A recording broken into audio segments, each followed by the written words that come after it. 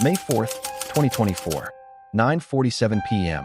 A surveillance camera outside a fast-stop gas station on East Palmdale Boulevard captures a man walking across the parking lot. Black t-shirt, white shorts. He walks through the front door, heads straight to the counter, and buys a pack of Newports. The cashier hands him the cigarettes. The man pays in cash and walks back outside. The whole thing takes less than 2 minutes. He walks out and goes in the completely opposite direction. No one ever saw him again. Before we dive deeper, let us know in the comments where you're watching from. We'd love to hear from you. And don't forget to hit that subscribe button so you never miss any of our upcoming videos. Terrell Marcus Osby was born in Bakersfield, California in 1987. His mother lost custody when he was 11, and Terrell spent the rest of his childhood bouncing through the foster care system in Kern County. No stable home, no family to fall back on. By the time he aged out at 18, he had nothing but a GED and a talent for talking his way into rooms he didn't belong in. And that charm carried him far, but it also got him into trouble. In 2014, Terrell was arrested in LA County on a felony forgery charge, cashing stolen checks. 14 months at California State Prison in Lancaster. 2 years later, he violated parole and did another 3 months in LA County Jail. Now think about this for a second. A man with no roots, no family, a criminal record, and a pattern of disappearing when things get hard. Remember that. After his parole ended, Terrell settled in the Antelope Valley. Picked up auto repair work, oil changes, brake jobs, side gigs out of driveways. He was the kind of guy who could walk into a barbecue not knowing a single person and leave with everyone's number. Magnetic, easy to like, hard to pin down. Corinne Delane Osby, born Corinne Delane Carter, grew up in Compton. Raised by a grandmother. Had a daughter young, Zola, born in 2015. By 23, she was working 2 jobs trying to give Zola something better. She wasn't flashy. She wasn't loud. But she had a quiet kind of ambition that people mistook for patience. In 2017, she caught a misdemeanor for petty theft. Probation, 12 months. She never talked about it. Terrell and Corinne met in the summer of 2018 at a barbecue in Palmdale. Mutual friends. Grilled chicken and loud music in somebody's backyard. Terrell made Corinne laugh in a way she hadn't laughed in years. She made him feel like he had somewhere to belong. Within 6 months, they were inseparable. Zola started calling him daddy. They got married in March 2019. Courthouse in Lancaster. Dinner at Applebee's after. They moved into a double-wide mobile home in East Palmdale, off East Palmdale Boulevard, near 47th Street East. 3 bedrooms. A chain-link fence around a patch of dirt they called a yard. It wasn't much, but it was theirs. And for a while, it worked. But there was one thing about Terrell that Corinne didn't know. And by the time she found out, it was already too late to walk away. By 2021, the marriage was showing cracks. Terrell was gone more than he was home. He told Corinne he'd found steady work doing construction gigs in Arizona. 2 weeks on, 1 week off. He'd leave on a Sunday night and come back on a Friday with cash and a duffel bag full of dirty clothes. Corinne didn't love it, but the money helped. She didn't ask too many questions. And here's what gets me about this part. She trusted him. Not blindly. Corinne wasn't that kind of woman. But she looked at the cash he brought home. She looked at Zola eating dinner at the table, and she made a choice to believe him. Because the alternative was too heavy.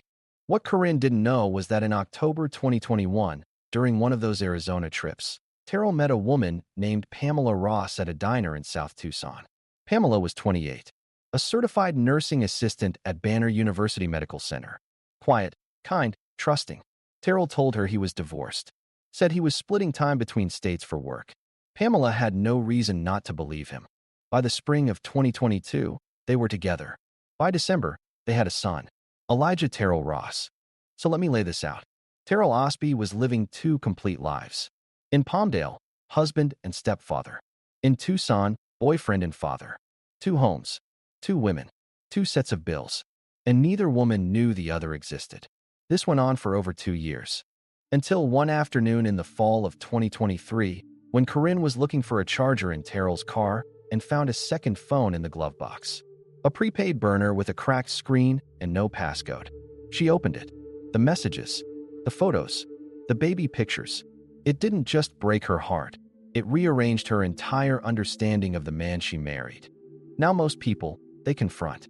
They scream. They throw things. They pack a bag. But Corinne didn't do any of that. She put the phone back in the glove box. She closed the car door.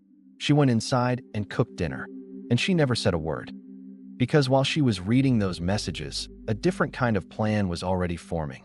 Not to leave. Not to fight. Something else entirely. January 2024. Corinne is going through paperwork at the kitchen table. Terrell is in Arizona. Zola is asleep. And buried in that stack, she finds a life insurance policy. $150,000. State Farm. Terrell Osby, insured. Corinne Osby, sole beneficiary.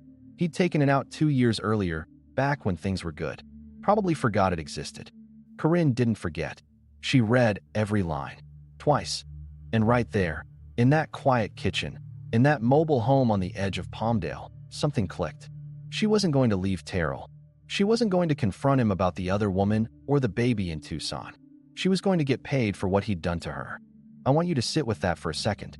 This wasn't a moment of rage. This wasn't heat of passion. This was a woman looking at a spreadsheet and making a decision. Over the next few weeks, Corinne reached out to a man she knew through her cousin back in Compton. Deshaun Kimball. Went by low. 29 years old. Small-time dealer with a rap sheet. 18 months in Chino for possession with intent in 2019. A dismissed assault charge in 2022. Deshaun wasn't a hitman. He was just a guy Corinne believed would do anything for the right price. They met in February 2024 on the parking lot of a Food 4 Less on East Palmdale Boulevard. Corinne handed him $5,000 in cash, money she'd saved over 6 months from her Walmart paychecks. The deal was simple. Deshaun would take care of Terrell. The method, the timing, that was on him.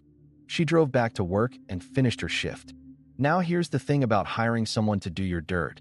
You never really know if they're going to do it. And Corinne was about to learn that lesson the hard way. March 2024. Then April. Corinne is texting Deshaun on Signal.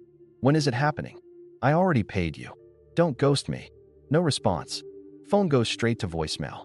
What Corinne didn't know, Deshaun took that $5,000, drove to Henderson, Nevada, and vanished. He had no intention of killing anyone. He saw easy money and took it. So now Corinne is stuck. Out $5,000 she can't get back. Sitting on a murder plan that never happened. And Terrell is still coming and going, still lying, still living his double life.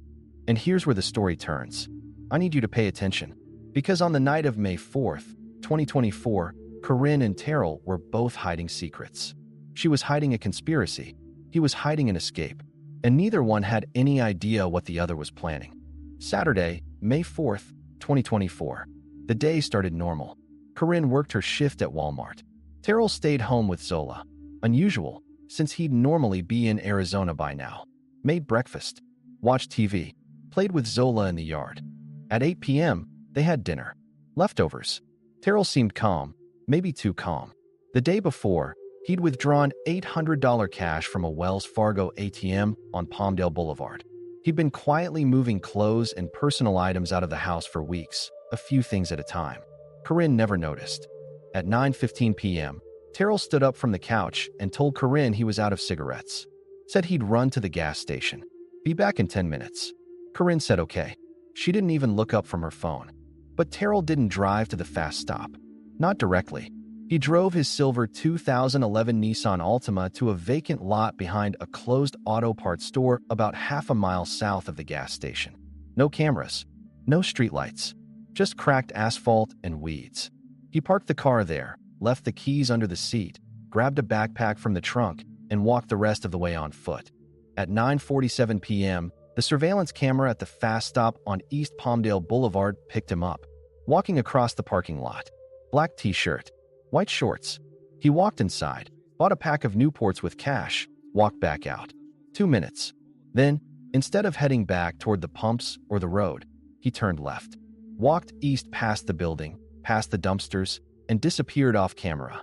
200 yards down the road, on a quiet side street behind a strip of warehouses, a white 2019 Honda Civic was parked with its engine running. Behind the wheel, Pamela Ross. She'd driven 7 hours from Tucson that afternoon. Terrell told her the day before he was ready to leave California for good.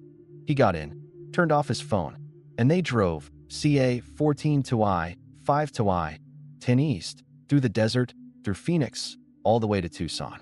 470 miles. By 5:30 a.m. on May 5th, Terrell was sitting on a couch in South Tucson, holding his 2-year-old son, watching the sun come up. Back in Palmdale, Corinne had been watching the clock since 9:30. By 10:47, she called Terrell's phone, straight to voicemail. Called again at 11:05.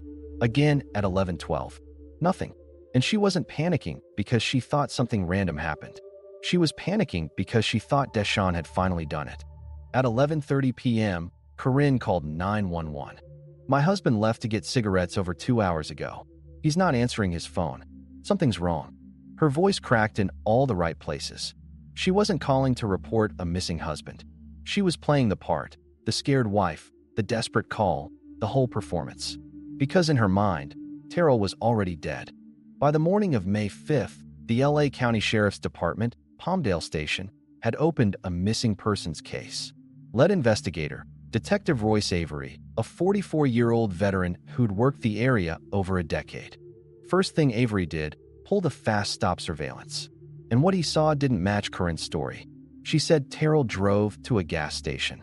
But on camera, he walked in from the east side of the lot. On foot. No car pulled in. No car left. He came on foot and left on foot, in the opposite direction. Avery ran Terrell's plates through the ALPR system, automatic license plate readers mounted on poles in patrol cars across LA County.